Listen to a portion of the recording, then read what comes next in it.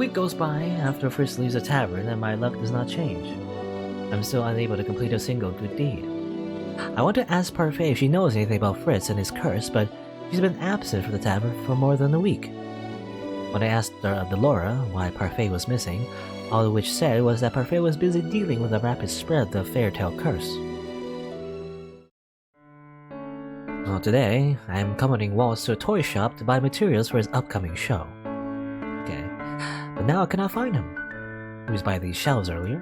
Where is he gone? Well, hello? Can someone help me? I have a missing child. I turn a corner and my gaze is caught once more by the dolls on the display. One particular doll catches my eye. I cannot help but marvel at its beauty. Okay, again, I don't know. I feel again that the Laura doll is actually pretty disturbing. I don't know, for me anyway. I guess this doll isn't as disturbing, but it does have them empty eyes. I don't know. Anyway, if only I had enough money to buy you. I notice a man standing just to the right, in front of the teddy bear display shelf. Isn't that the father I saw with his daughter a few weeks ago? He's looking at the teddy bear that his daughter wanted, the one he did not have enough money to buy. I watch as he opens one of his clenched hands. There's some gold coins on his palm.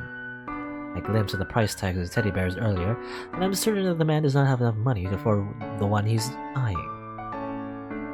I thought I've saved enough by now. Now what do I get for a birthday? The man heads for the next shelf over. He raises a hand to rub the back of his neck.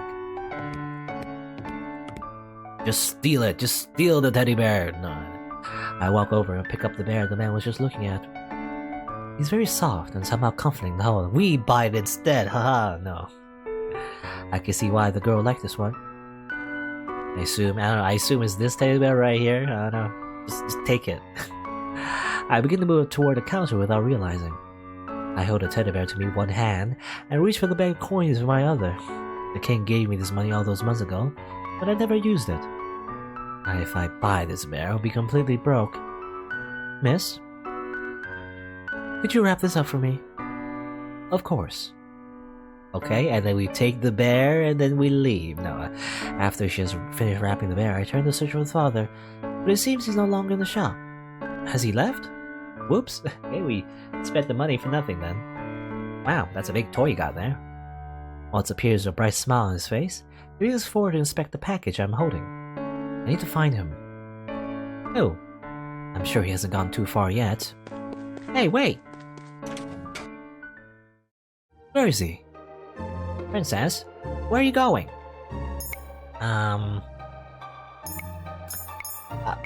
Look, Fritz, there's no time to explain. We have to go. I cannot help but feel annoyed at Waltz's insistent questioning. Explaining it to him will only slow me down. Wait! Just go. We don't have time, okay? He's not here. Princess, you're going around in circles. What exactly are you looking for? I can help you if you tell me. I do not know if Waltz would ever remember the man. It's highly likely he won't be any help at all. Set? I will not achieve anything trying to do this on my own. There was a man in the toy shop staring at a large teddy bear. He's the one you were looking for. Right. Waltz and I searched for hours, but we never find him. I do not even know his name. Well, we can try again tomorrow. It's gonna be dark too. It's her birthday. Oh? I ignore Waltz. We just say things that confuse him so much. In the brief second that I close my eyes, I can see the man's pained expression in my mind. I sit down on a bench and clutch the wrapped bear to my chest. He wanted to buy this bear for his daughter's birthday, because he loves her. A familiar ache flares up in my chest. It's in my whole life wanted the king to treat me the same way that man treats his daughter. What's that? I promise we'll look again first thing in the morning. Waltz and I head back to the Martian, but the weight in my chest slows me down. Well, it's not like you to be this sad for a stranger. You changed. Have I? Welcome home, Papa. The girl's voice is familiar.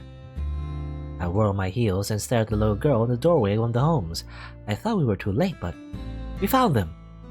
The little girl runs from her home to wrap her arms around her father, who picks her up and pulls her into a tight hug. I'm sorry I'm late, sweetheart. Well, you're here now. Mama, Papa's here. We can start my birthday party now. The girl wiggles out of her father's embrace and runs back to the house excitedly. The man is carrying a small box in his hand, wrapped neatly with a ribbon. He looks down at his gift and sighs. Before I can go inside the house, I walk toward her and tap her on the shoulder. Excuse me. Ah, you were at the toy shop earlier. I was. We've been looking everywhere for you. For me? He looks first at me, then at the package I carry in my arms. Can I help you with something, miss? I heard that it was your daughter's birthday today. You don't mind me trying to eavesdrop on your your life and everything and stalk you just to give you this teddy bear. And I know it's weird, but she's turning 7 today, but why? Here. Okay, it's a big bag. This is for your daughter. This is the toy you wanted to buy for her. Take it. No, I can't possibly. Just take it. The man seems to be in too much shock to reach out for the teddy bear. He shakes his head in wonder. You don't even know who we are. Why would you do something like this? You see, it's actually a bomb and we're trying to kill you. No. I've been asking myself that all day. You love your daughter very much, don't you? She's my life. She my wife. But I cannot pay you for this. Papa, why are you taking so long? The girl is suddenly at the door again, her wide eyes staring right at me. Who are you? The little girl clings to her father's legs. She looks curious but not afraid. Don't you remember we played hide and seek together, right? I don't know, maybe it's the same sprite but the different actual character. I do not know what to say. Oh, this pretty lady here is your fairy godmother, little one. I turn to glare at Waltz. What's he playing at? Fairy godmother, like the one in Cinderella? Yes. I shoot Waltz another warning look, but he only grins at me. She's come to fulfill your birthday wish. Is that right, my lady? I mean... It doesn't look like we have a choice. Play along. It is her birthday. I might as well play along. Yes, I am. Really? Waltz nudges me toward the little girl. I glare at him before I kneel down and hold the wrapped teddy bear out to her. Isn't this gonna disappoint her, in the future where she's gonna expect, something from her fairy godmother, but, we're not around anymore? I don't know. Anyway. What does Waltz usually say to children when he gives them gifts? Oh. You have been a very good girl. This is for you. The girl reaches out and takes the bear. Her eyes light up as she stares at it. Is this the teddy bear? I nod and the little girl squeals, twirling around the wrapped teddy bear tight in her arms. And suddenly she puts the bear down and throws her arms around my neck. Thank you for granting my wish, Miss Fairy Godmother. I'm too shocked to react. Mama, look what my fairy godmother brought me. I can only stare as the little girl runs back to her house with the gift. Thank you. I glance at the man, who much to my surprise has tears running down his cheeks. He's still somehow smiling through them. I will never forget your kindness. He dips into a short bow and then disappears to his own. Okay, bye-bye. I don't know, we did a good deed though. Isn't that great? This is a piece of the glass slipper. Oh, your first good deed. I stare in disbelief at the hovering piece in my hand. One moment is there, the next has been swallowed by a bright light and is joined with my pendant. I cannot believe it. Waltz, look! But Waltz is now looking at my new pendant. He's looking at my face, his gaze enraptured. What are you looking at? Oh, you just smiled. I did? It's as beautiful as I remember. I feel slightly embarrassed and have no words as I quickly turn my head away. I'm glad that you decided to play along with my story. You made her birthday extra special by making her believe that you are her own fairy godmother. Yes, tell the lies to the children, so they have false hope. Just like Santa Claus, anyway. But no matter how tough things are, every child has someone watching over them, so long as they're good. My eyes are still on the slipper when I hear an unfamiliar voice behind us. Noodle's glass slipper, huh? Uh-oh. We both turn to stare at the man standing a few feet from us. He's cloaked in darkness, but I can still make out his grin. Is it Varg? Is it the big bad wolf? He's back? Hello, princess. Uh-oh. Oh, okay. We just go to the next chapter. The man starts walking toward us slowly. Waltz moves to stand in front of me. Princess, stay close to me. Good evening, Princess Lucette. I'm back. Did you miss me from the other timeline? And a good evening to you, Peter Pan. The man drops into an elegant bow. Allow me to introduce myself. My name is Varg. What do you want, Varg? How do you know who we are? I love to stay and chat, but I have more important things to do. The princess is coming with me. Varg takes one long stride toward us. He taps the cane he's holding onto the ground. A surge of light emanates from the cane, then flares out toward us. Oh, yeah, I guess I never noticed, but yeah, his cane is like a wolf's head. Anyway. Princess, go back to the Martian, hurry! Waltz starts toward Varg before I can stop him. Varg raises his cane and twists in one sharp movement. The light abruptly changes direction and slams into Waltz's side, throwing him some distance away. Waltz! Before I can step away, Varg has lifted me into his arms. He grins at me almost wolfishly before darting away from Waltz. No! Princess! Oh, got kidnapped. Again. Let me go. No can do, princess. I let you go when things will get messy. What do you want from me? Are you a... I cannot even say a word. My blood runs cold as I consider the situation. Are you a witch? That I am not. And you expect me to believe you? You just used magic back there. I guess I did. It's like, I guess, an enchanted cane, I guess. From either Mythos or... I was gonna say, like, either Mythos or Hadir, but actually Hadir is still on the crystal right now, so I guess it's just from Mythos. I guess Mythos just gave him like a magic weapon to use and everything. Let me go. I squirm in his arms, attempting to kick and push him away from me. Varg abruptly stops with a grunt to let me down. This is my chance. I start to bolt away from him, but he quickly grasps my wrist and pulls me back. Not so fast. Get your hands off of me. I'm not here to hurt you, princess. After what you just did to Waltz. He leans in toward me until he can look me in the eyes. Well, he was in the way. Besides, it's not like I killed him. Varg begins walking again, this time pulling me with him. I try to break away from his iron grip but fail. Where are you taking me? Back to where you truly belong. If there's one thing I've learned from the fairy tales, is that a princess belongs in the palace.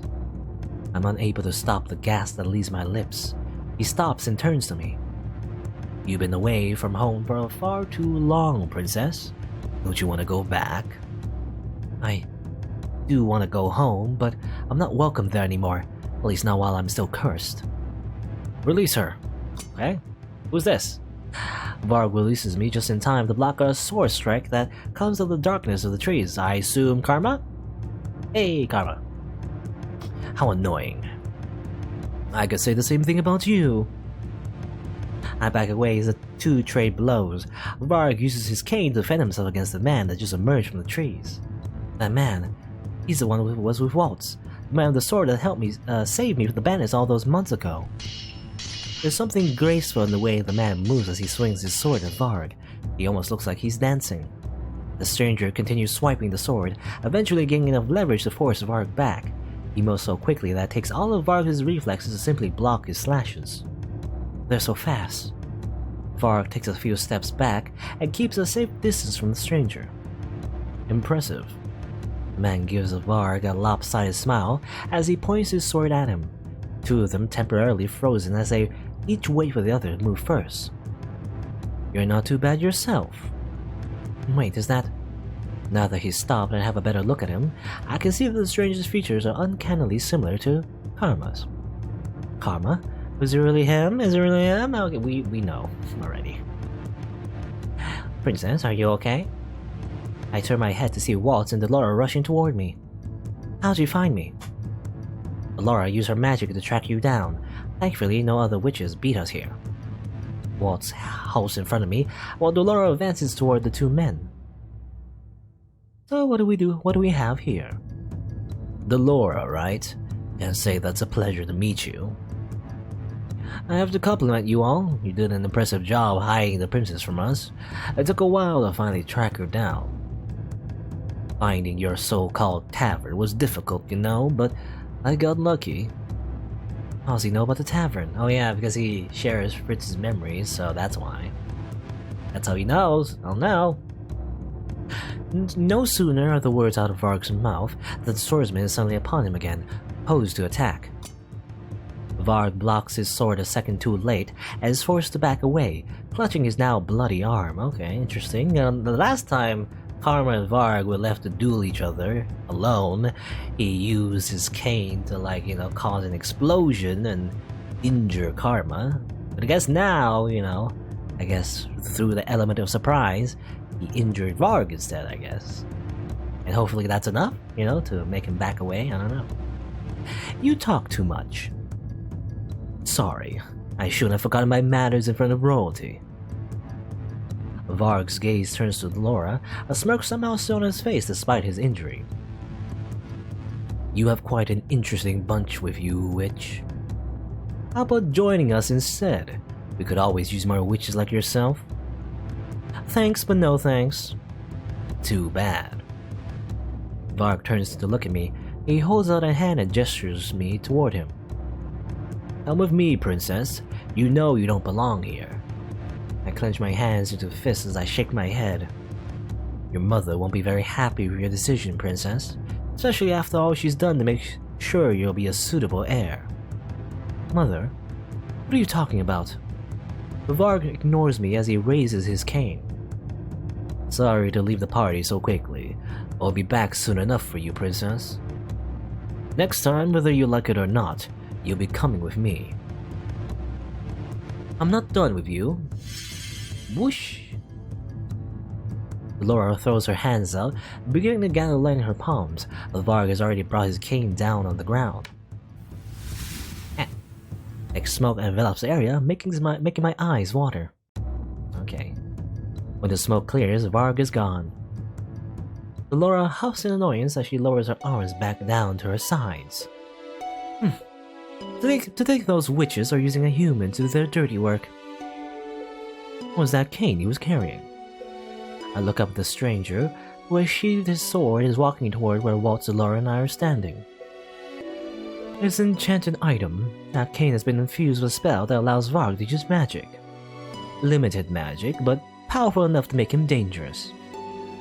Well, it's far easier for a human to explore the kingdom without anyone getting suspicious.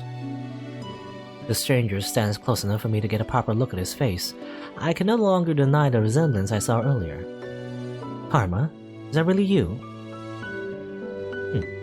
You have good eyes, darling.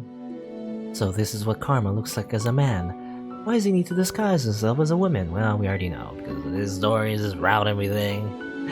You really have to ask that question, Lucette? I guess you do, because every time we reset the timeline so she doesn't have memories from the other routes, I open my mouth to ask the question when I'm interrupted by Waltz's hand on my shoulder. Are you hurt anywhere? I turn to Waltz and freeze when I notice the dry blood on his forehead. You're bleeding. I'll be fine. I step back and realize that Waltz is standing oddly, favoring one leg to the other. Varg must have badly hurt him.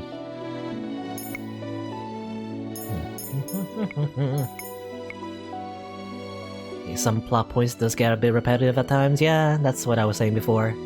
Well, I don't know. I mean, I like on one hand, like it really can't be helped, I guess, but I don't know.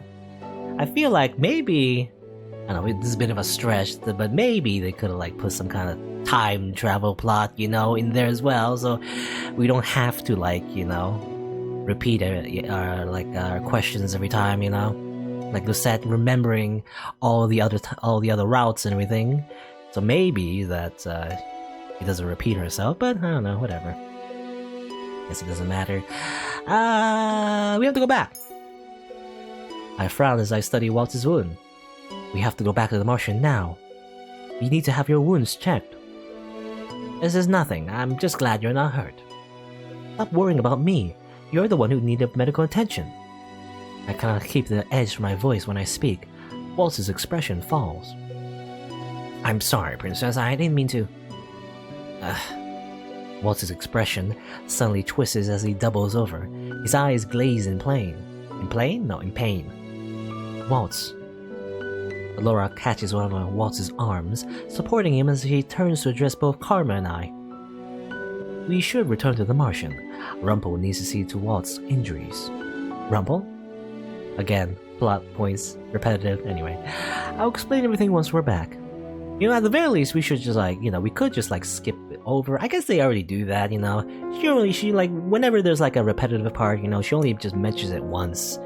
And then we just, we skip over it, I guess, Laura calls Rumple as soon as we arrive at the Martian. Rumple enters the reception area. He's clearly distraught by Waltz's injuries. What happened? You first, explain later.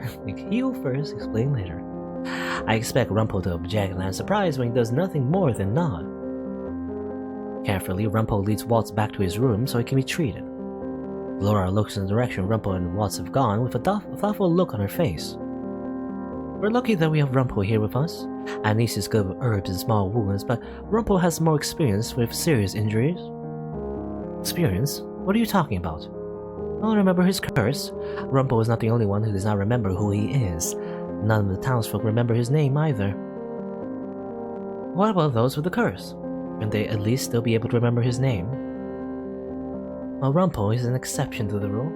As he is with many things, in this case, not a single person can remember his name. Funny thing is, they can still recognize him. You ran into someone who called him a doctor today. Even just hearing it brought a memory back. He's got one of the chapters of his journal back now. He's quite a proficient doctor. He collects his journal pages by retrieving memories from others that still remember him. What a strange curse. My eyes wander around the reception area, and I notice that someone is missing. Where's Karma? Don't worry about him, he's probably changing now. I do not understand why Karma is so secretive about his reasons for wearing a disguise. And again, blah blah blah, we know about his curse, we know about we know about Karma's curse, we know about Rumple's curse, so we don't really need to go over this again, but anyway. I'm about to ask the Laura if she knows any of the specifics of Karma's curse when the door to the reception area is thrown open. Princess. I'm surprised when Anise suddenly throws her arms around me. She pulls me into a tight hug. I was so worried about you. Thank goodness you're safe. She pulls away and begins to wipe at tears that have sprung to her eyes. Why are you crying? Because I was worried about you, silly. She was really so worried that she'd cry? Why? I'm intensely aware of the awkwardness of the situation. Thank you for worrying about me. I had thought the words might do something to ease her worries, but her sobbing only grows louder. Anise? I'll get you something warm to drink. Wee. I stare off after Anise before I turn to look at Delora worriedly. Did I say the wrong thing? Well, quite the opposite, actually. You made her very happy. I did, but she was crying. They're called tears of joy, Princess. I'd be overwhelmed too if you were suddenly nice to me. Miracles tend to bring people to tears. Delora snarky as ever. I like Delora, I like her. I just said thank you. And that was a kindness in of itself. No wonder she's so happy. I was being kind. And congratulations, Princess. I see that you managed to complete your first good deed. My hand moves instinctively to my pendant. I clutch at the new piece that hangs there. I knew you could do it. Delora smiles warmly. For some reason, it makes me feel strangely proud. Parfait walks into the room, startling us both. It's been 2 weeks since I last saw her. Her face is ashen. Parfait, you know that continuously using your magic takes a toll on your body. I have no choice. The witches... Her voice trails off as her eyes meet Delora's. Laura and Parfait look at each other solemnly. The tension in the room mounts as they continue to stare at each other without uttering a word. Eventually, Parfait's eyes wander to me. Keeping her in the dark won't make this situation any better, Delora. Parfait moves toward me, but her knees buckle. Before I can react, Delora is already at her side, supporting her. Parfait, you need to rest. I'll take care of this.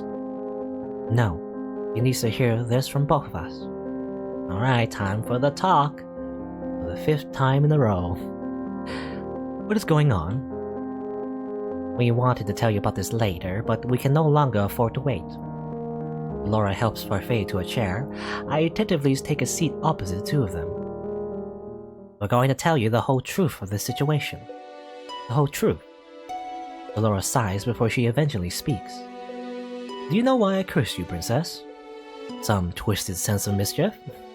That's not the whole reason. Also, it's part of the reason. We needed you to change your ways, Princess. To change how you see the world.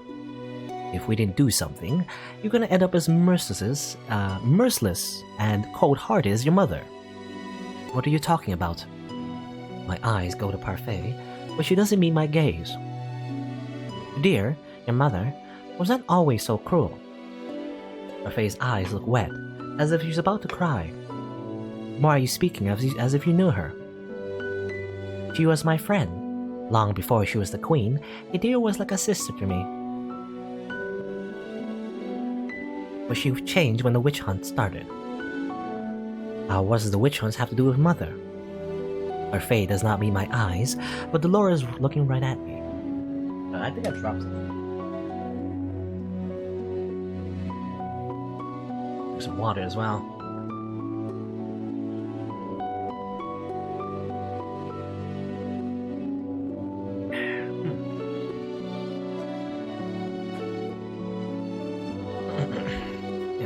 Yeah, something in my eyes, Laura's looking right at me. Your mother was a witch, Lucette. The most powerful of the witches, in fact. The witch of all witches. Idea was the teddy bear bearer. My heart drops into the pit of my stomach. No, that's impossible. I am your father. It can't be. That's impossible. I've never saw her use magic. She cannot be a witch. That's what she wanted you to believe? You cannot keep something like that a secret. If you try hard enough, you can keep anything a secret, even from your own family. But how? Laura pauses for a long moment before she speaks. She erased your memories, Lucette. The air leaves my lungs as I struggle to remain calm. Waltz said that Mother ordered my memories to be erased, but are they saying that it was Mother herself who erased my memories? Yeah, here it goes again. Jagged pieces of my memory and thought began to snap together in my mind. She needed you obedient and compliant. Whenever you acted out, she took that memory of disobedience from you. And it didn't take long at all to mold you into a perfect and unquestioning little doll. I grip my dress without realizing my hands are shaking. And I did know Waltz. Mother really did erase my memories of him. How much of my childhood did I lose? Leo cherished humans before. He was kind and selfless. He was devoted to maintaining the balance between the Lucis and the Tenebrarum. But Hans... Laura moves to place a gentle hand on Parfait's shoulder. It's not your fault. I trusted him too much. Hans. Yeah, the initial person that, put those fairy tales in the first place, and made the humans kill the witches, right? We don't really know much about him. Do we learn about him now, or... No. Trusted him too much. He swore that they would only be stories, small fantasies to share with his children. They wanted to turn away, but I disagreed. I allowed Hans to weave his tales about witches and fairies. Fairy tales? Laura nods. Hans's fairy tales became hugely popular, and in practically every single one of his stories, it was a witch who was bad and a fairy who was good. To add insult to injury, it was well known that Hans had been welcomed by the Lucius Bearer, but not by the Tenebrarum Bearer. The humans took that information and their imaginations ran wild. Dear and I went to Hans to beg him to tell the truth, but it was too late.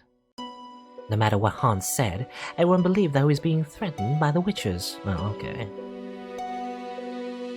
I don't think he ever meant for things to get out of hand, either.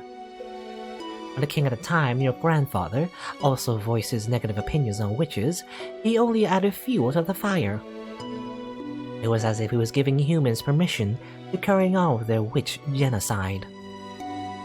Okay, it was a misunderstanding that, I guess grew into something much more horrible. And we could not do nothing, or we could do nothing to defend ourselves. We were bound by our oath to never hurt a living soul. The witch hunt lasted for years, and most of us were slaughtered. All witches are bound to the Tenebrae bearer through the Tenebrae itself. The deer felt each of the deaths like it was her own. It drove her mad, and she broke our oath. You killed the king, your grandfather. Mother killed my grandfather? We had a grandfather? I mean, I guess we do, it's just that we never saw him, I guess. As Hudir's power kept growing, more and more good witches were corrupted through her influence at the Tenebrae. I tried to stop her, but she was already lost to reason. Hudir wanted to take Andrew for the witches. She wanted to take revenge on the humans for what they had done to all of us.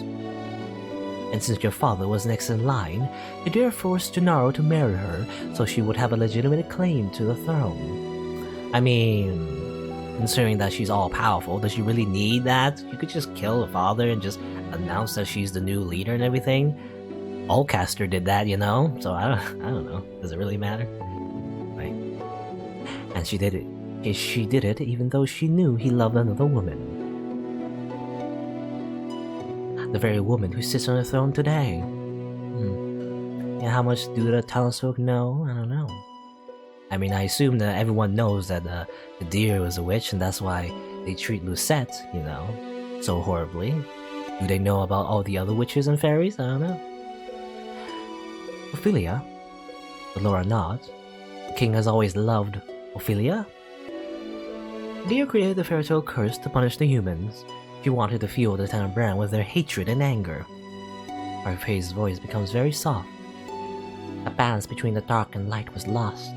While Hudir lived, Angel was a place of grief. I can feel an impending headache coming. But even though what you're saying is true, Mother is dead. She's been dead for 4 years.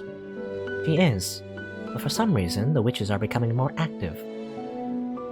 Arlen and Jorian's patrols have confirmed this. Patrols? Is that why they disappear at night? I'd cast a glamour on you so that the other witches will be unable to recognize you as a princess. But it seems like they've already seen through your glamour. They're looking for you, princess. The witches are looking for you.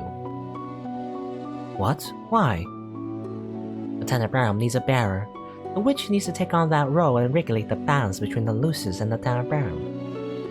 And for the past few years, it's been in a state of hibernation. We believe Hudir infused her life into the Tenebrae to keep it stable. But now the Tenebrae is beginning to wake again. We believe that's why so many people are being cursed lately. The witches are preparing for their new bearer. Laura turns to me with an expression I cannot quite read. They only have to wait until you turn 18. The air in the room seems to disappear all at once. Princess, on your 18th birthday, your curse will break regardless of whether you complete your 3 good deeds. Okay, again, we really didn't need to do those good deeds, you know, because, technically, once we turn 18, you know, we don't get cursed anyway. And then you become the Tenebrae bearer. You'll inherit the title and that power from your mother. You'll read a little bit faster, maybe. I don't know, because again, repeating stuff, impossible. My heart's racing, I feel faint. Even mother's a witch, I can't use magic at all. Oh, halflings like you inherit their magic at 18. Wait, halflings? We're a halfling? Is this like, you know, Lord of the Rings, you know? Are we like, what's the guy? I forget. I never really watched Lord of the Rings, I know about it. The guy, you know, the halfling that, like, you know, has the ring and, you know, is on a journey to, like, throw it into a volcano. Frodo? Yeah, Frodo? Are we Frodo? Anyway. I guess not. I don't think that's what she means. You know, not like fantasy halflings as his own race, but like a halfling in the sense that we're half human, half witch. I guess. You know. You know, if that's the case, I guess Gennaro was our biological father in that case. You know. I was wondering if we were just like a full witch, and you know, she had a baby from like someone else or something. I don't know. Maybe we're like a artificial witch, you know, she just made it out of thin air through the power of magic. She had a daughter, I don't know. Anyway.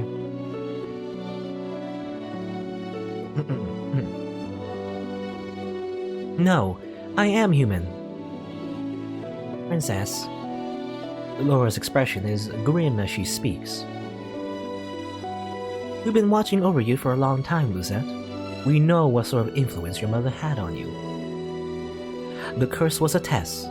We needed to know that you wouldn't return to Angel to what it was when your mother was queen. We can't allow another great war to tear Angel apart. Laura and I believe that there's still goodness left in you. You just need a wake-up call, that's the curse, and there you go dates. Want to see what you had in years to expose the true reality of things. And above all, we need to see that you're capable of 3 good deeds. I feel numb. That's it, no more secrets. Frey's voice is so gentle when she speaks to me. The future of this kingdom is in your hands. Will you follow your mother's footsteps, or will you achieve the same balance that we had before?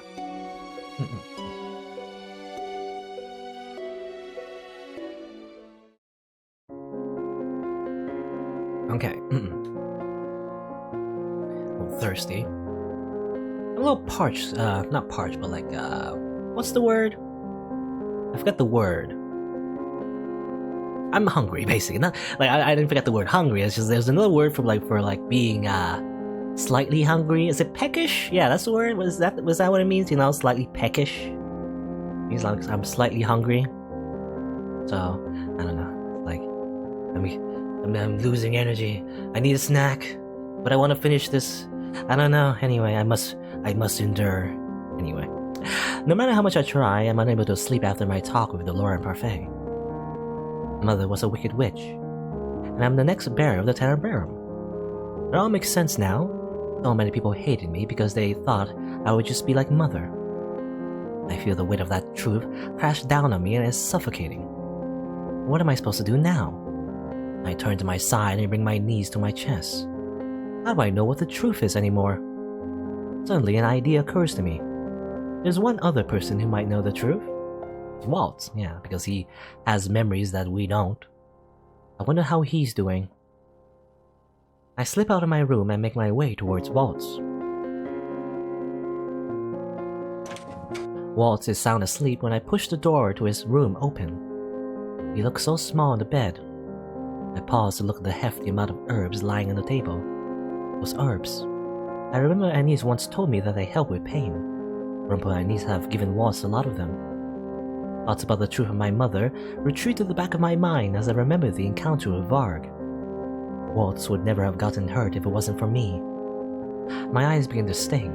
Okay, we can cry. We have a decision. Do we cry or do we not? I guess, I don't know.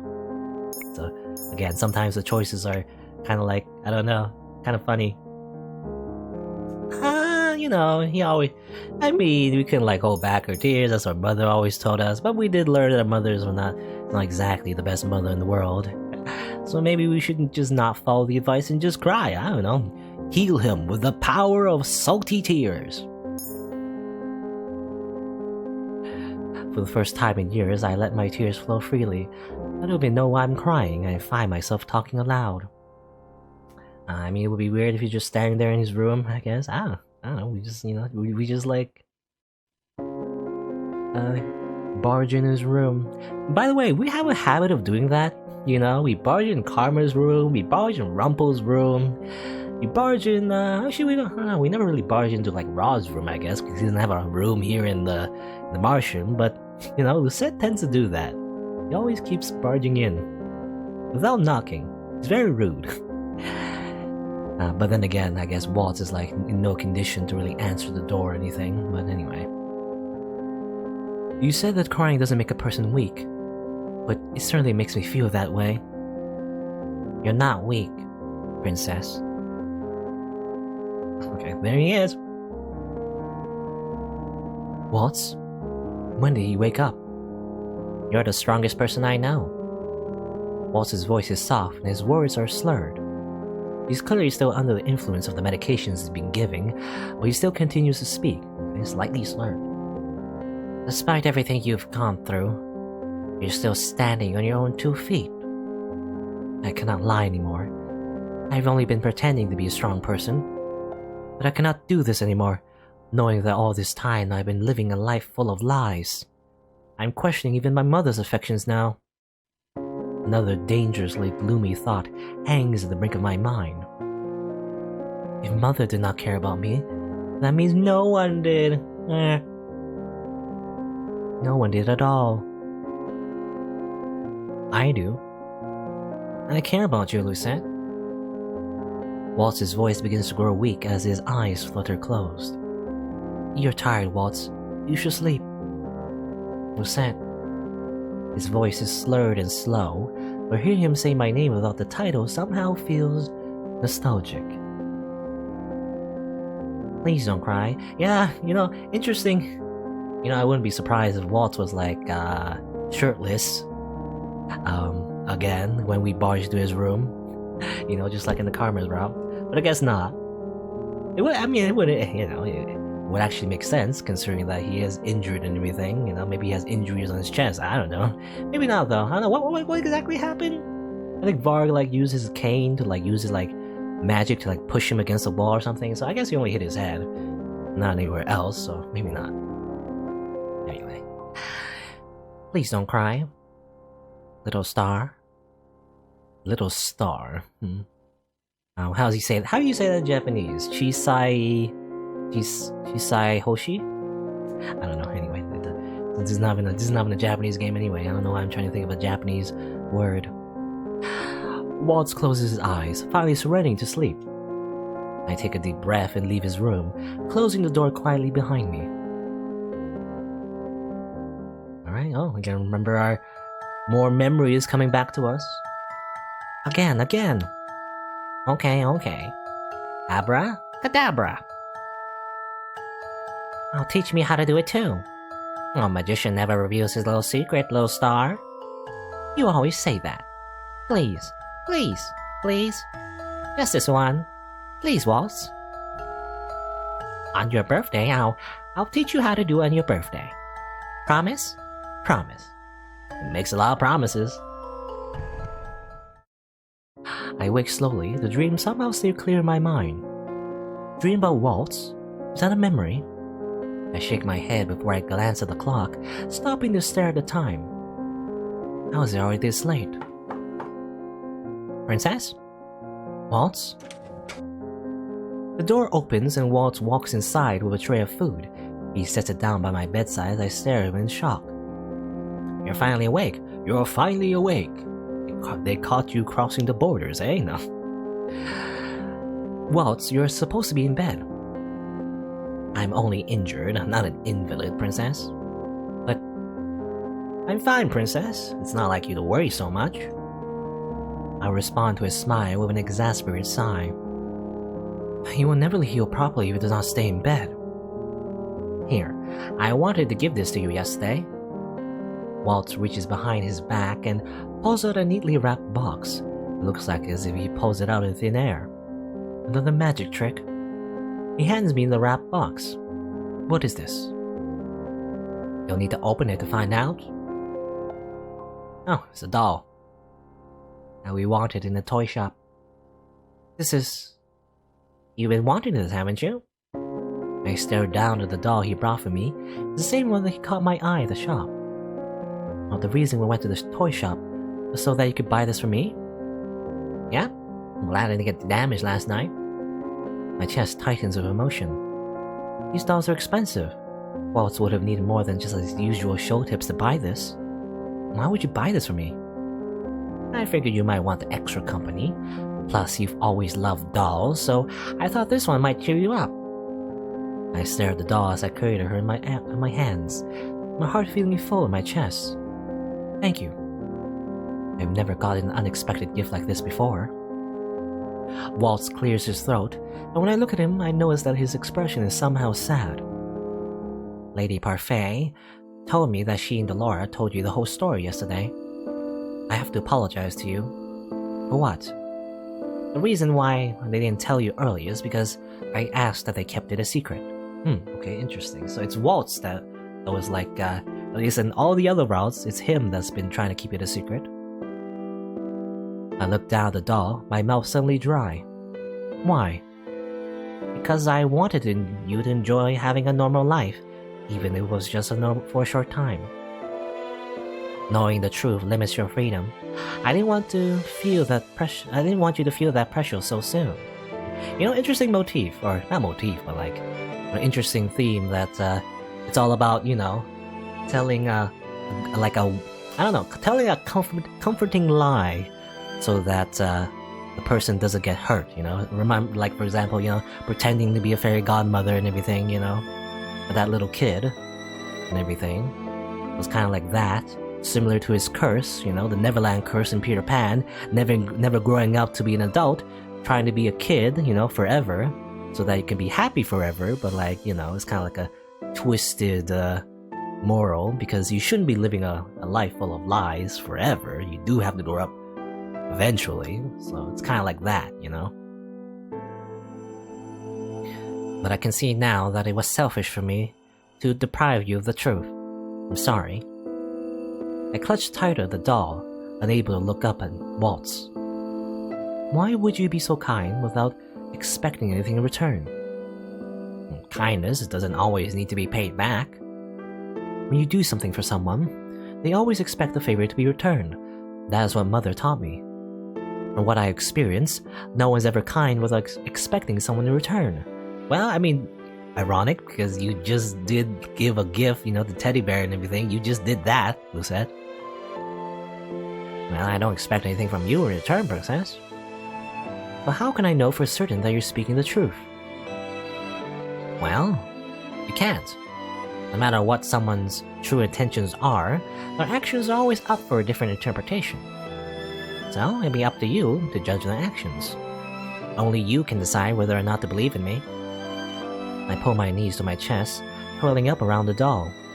I still do not understand how you can be kind to me. You told me yourself who was the teddy bearer that cursed you. That means my mother. Your mother was the witch that took away my magic and sealed it in Neverland. But does not mean it is your fault that I'm cursed. You're more than just Hideyar's daughter, Princess. You are your own person, and I know for a fact that you are capable of more goodness than Hideyar ever was. Waltz gestures toward my necklace. You are only 2 good deeds away from breaking your curse. I would not have accomplished the first one without your help. In fact, I have done nothing to help break your. My voice trails off as my thoughts begin to come together. I mean, because she didn't have a childhood before because her memories are erased, but I don't know. Lies upon lies. I don't know. At least for me, my personal philosophy, at least in real life, is that the truth is better than lies, you know? But I don't know. I guess it depends. Well, to break your curse, you need to find Tinkerbell in Neverland, right? What do they look like? Neverland is a gold box with a carving of wings on top, and Tinkerbell is a matching key. I sit up abruptly. We have to go to the palace. Waltz stares at me, his expression clearly perplexed. What? Why? Because I know where to find Tinkerbell in Neverland. Yep, we do now. It's in our room. Let's go. Let's go, red-eye guy. You know, I wonder how... I mean, again, in anime, having different eye colors is very common, but like, in real life, most people don't have, like, special, you know, colors for their eyes. Most people just have, like, brown and black. Because technically, I believe it's what is it? Like a genetic what's the word? I forgot what the word is, but it's like genetics-wise, basically, it's just not very common to have eye colors different from black or brown or whatever, I believe. So having red eyes, I don't know, is that a thing? Do people even have red eyes in real life? I don't think so. As far as I know. Maybe? Obviously people have like blue and green, but red? Maybe. If anything, it's kind of like, I don't know. Maybe it's more like when people have red eyes, though. It's kind of like a disadvantage actually, because usually, again, because your eyes are meant to be like black and brown or dark brown, whatever. When you do have like pupils of a different color, it's actually not beneficial. It's actually I don't know. I can't remember exactly what it is because I'm not a doctor, but I believe if you have, for example, blue eyes, your eyes get more easily damaged by UV rays. Actually, it's actually a disadvantage. As far as I know, maybe that's wrong, but I think that's the case. But anyway, Waltz's description of Neverland and Tinkerbell were enough to jog my memory. A long time ago, Mother gave me a box and a key, and it's in my room, blah blah blah. I never questioned Mother's orders, but I kept the box in my drawers and I forgot it until Waltz mentioned them. The minute I remembered, I sent a letter to Rod requesting he help us get into the palace. Okay, interesting that the letter got to him. You can imagine the letter would be intercepted or something, I don't know. I knew that our strained relationship would make it hard for him to trust me, so I emphasized the importance of the item we needed to obtain. A week later, he finally came through. Now we're just outside the palace, waiting for him. Okay, we're not going to the palace this time. We're just waiting for Rod to get it for us. He's like Amazon, you know, delivering us our package and everything. Drury and Garland are here to protect us in case the need arises. I glanced at Waltz, who's standing beside me, fidgeting. He's been against me coming with him ever since he found out my plans. He cannot stop me. I refuse to be left behind. You still won't change your mind about this, Princess? You know the situation of the witches. It's not safe for you to be here. Varg is gonna pop up and try to kidnap us again, you know? It's not safe for me anywhere outside the Martian, and you know that. Besides, how do you plan on finding Neverland and Tinkerbell without me? I'm the only one who knows where they are. Like I said, if you would just tell me where they are, I can go on my own. There's no need for you to put yourself in this much danger. I'm going, and you cannot stop me, Waltz. Princess. I turned to face him fully. This is my choice, Waltz. I want to do this. For a moment, there's a silence between us as Waltz studies my expression. He eventually sighs and shakes his head. I should know by now that there's no change in your mind when you're determined to do something.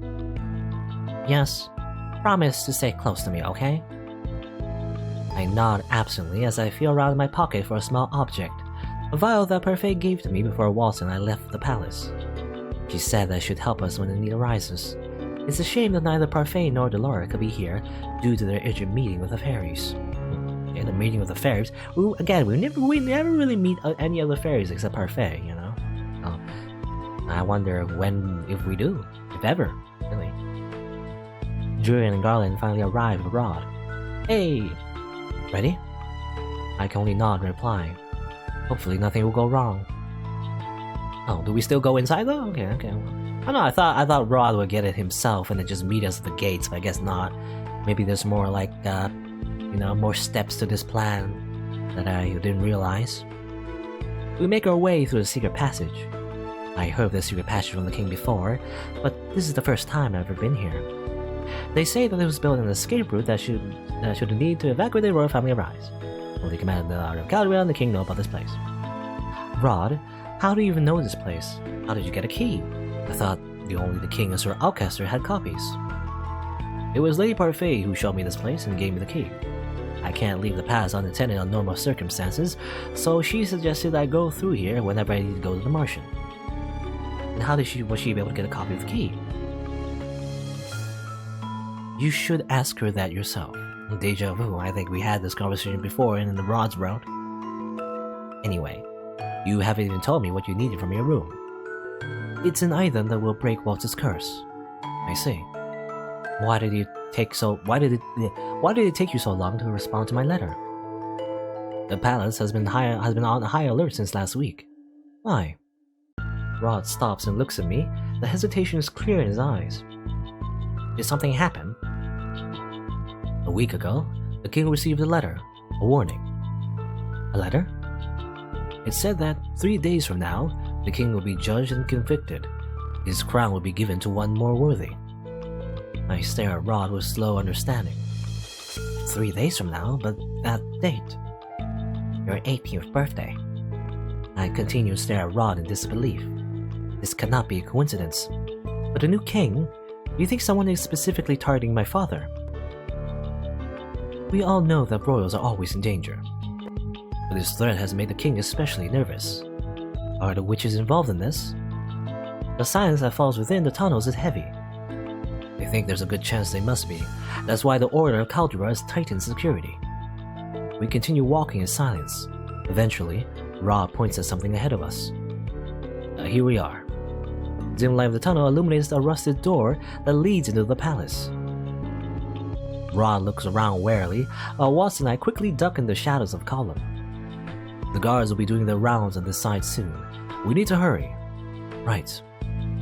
Again, I thought the initial plan was Rod just going to our room and just getting it himself and then just giving to us later, but I guess not. I guess we're not gonna do that, I don't know. The hallways are thankfully quiet as we traverse them. Rod did a good job of scalping out the times of patrol. No, but then again, maybe if he did that on his own, you know, he might get caught by Mythros or even Sir Alcaster, you know, or even Varg, you know, they might catch wind of that, of Rod doing something suspicious, right? So maybe not. So that's why we're sneaking around and everything. Eventually, we reach my room. I stop at the door to my room, suddenly overwhelmed by nostalgia. It's been so long since I've been in my room. Is this Emmeline's room now? No, but the king's orders. Your room has been untouched since you were cursed. Then what has become of this room? I look at Rod in shock as he studies the door to my room with a complicated expression on his face. I think maids are sent here to dust occasionally, but otherwise I think everything should be just as it was before. You know, somehow, for some reason I thought like it was other people that were like cleaning Lucette's room and everything. I thought like, for example, you know, I thought Fritz was like always cleaning her room or something, but I guess it's just, you know, just random maids as ordered by the king. But why would the king keep the room as it is if he does not remember me? I turn back to the door thoughtfully, then glance at Rod. We can handle the rest. You should leave before you draw any unwanted attention. I do not want you to get in trouble. Don't worry. We will figure out a way to get back to that passage without alerting anyone. What? You've changed. What do you mean by that? You never would have cared about someone else's safety before. Rod turns to leave before I can respond. Okay. Be careful. Thank you. Garland and I will stand outside. Make it quick. I nod at Jurian before turning back to the door and turning the knob. I glance at Waltz and he nods at me. I take a deep breath and open the door. Rod told me that my room has been untouched since I left, but I was not expecting it to be like this. Nothing has changed. Another thing out of place. There's not even a speck of dust on the dolls on my shelves. What's that? I'm confused as to why this room has been untouched. Certainly the king would have thought to do something else with it. Or in the very least, he would not have maids coming constantly clean it, because he still cares about you in the back of his mind, unconsciously, I guess, you know. I gotta think with some of the questions, I have no time for them. We came here to find Neverland and Tinkerbell. I look at Waltz and nod. Let us start searching. Searching!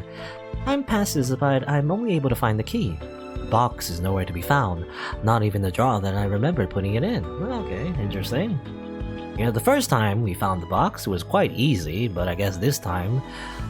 I mean, the second time we tried searching for it, it was, our mother that, like, you know, found it and put it in her possession, because I assume because she's the one that gave us the box in the first place and told us to hide it here, she would know where the hiding place is. But then, but Mother is not alive right now, so who took the box? Who took the box? I think that you had Neverland and Tinkerbell this whole time. Have you tried searching for it in my room before? I have, but I didn't find anything. You must have used a glamour magic to hide it from me. Oh, okay. So I was thinking, I don't know. I was thinking, like, you know, why didn't you search my room before? Yeah, that was like the very easy to search. But I guess, you know, two reasons. The one reason is like, obviously Hideo is around. You can't exactly search for your like, actually, no, if I remember, if I remember correctly, wasn't Hideo, she cursed him, before she like got, I guess, you know, I was gonna say trapped. She didn't trap. Like she put herself deliberately in the crystals. So she wasn't around when the Neverland curse was a thing. So I don't know.